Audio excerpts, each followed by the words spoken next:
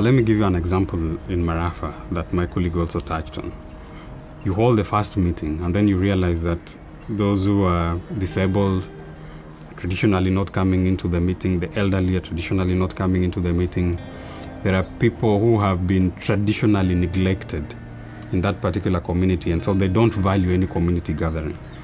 In fact, they don't consider themselves part of any community gathering.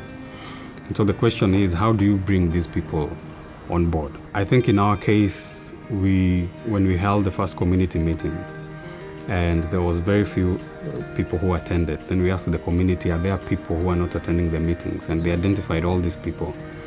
Then we started going door to door to talk to each and every individual in that community and just try to make sure that, one, they understand what we were there to do and how different it is from the other meetings that they've been attending, and the value they will add to the community and to themselves by attending those particular meetings. So that was the bigger part of inclusivity.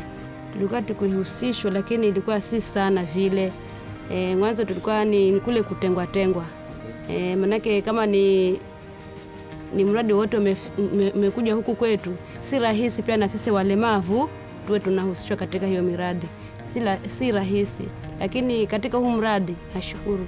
Yaani nilihusishwa na kuanzia hayo mafunzo hayo ya kwanza mpaka saa hii. Nashukuru Mungu.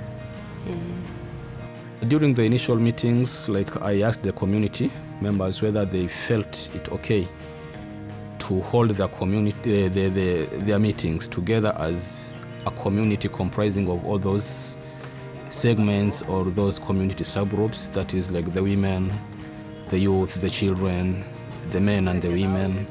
The women definitely said no.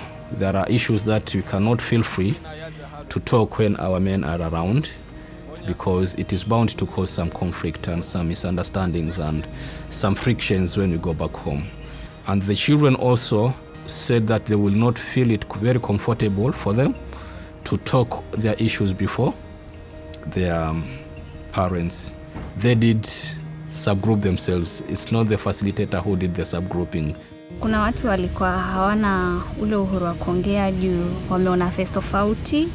First so walikuwa na ule uoga, lakini kwa sababu ya mwenye alikuwa anatufacilitate, alikuwa mtu poa, alikuwa mpole, ametueleza tukamuelewa na tukaanza kuongea vizuri bila wasiwasi.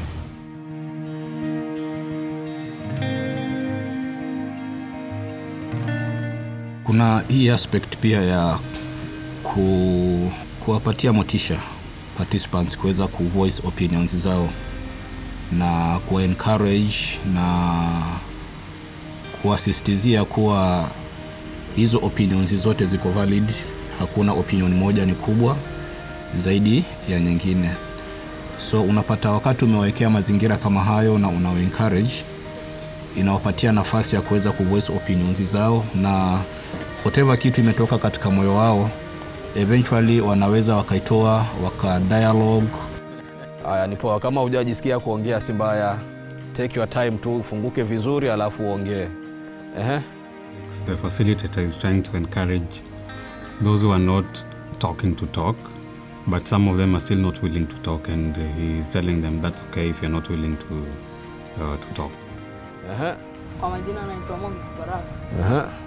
That it has taken over 23 minutes for a boy who was not talking to talk, and it is through the effort of the facilitator to try and encourage them to speak, to also share their experiences in that community. So it has been a continuous encouragement for those who are not speaking to try and speak up. Sababu mwenye alikuwa anaongea na kwa upole, na alikuwa hana ile kufocus, yani kukuharakisha. Alikuwa wewe mwenyewe tu ujisikie utoe uongee vile vinyo, yani utajikuwa uko na maoni yako, ongea hayo maoni yako wenzako, kama wewe mwenye atakuwa anakuuliza pale afurahike. All along it's the men who have been talking. Then facilitator notices that women are not, presenting themselves to speak the same as men.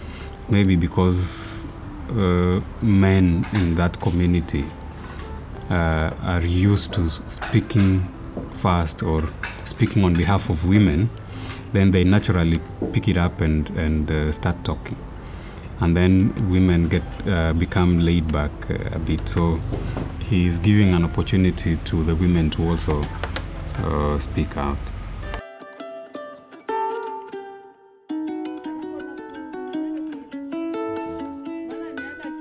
The woman actually has a lot to talk about, but you realize that if she were not invited or given an opportunity to speak, maybe she would have kept quiet throughout the meeting. So this shows that the aspect of inclusivity also in a meeting like this is very crucial, because there are those who are naturally outspoken, so they would rise up or start speaking immediately. But there are those who also wait to be given an opportunity to speak. Nimepewa uhuru wa kujieleza mimi mwenyewe. Nimetoa uoga hata kama nilikuwa siwezi kuongea mbele ya watu, lakini nashukuru. Imenifanya hata naweza kusimama mahali kuna watu wengi tena nikajieleza mwenyewe bila shida yoyote.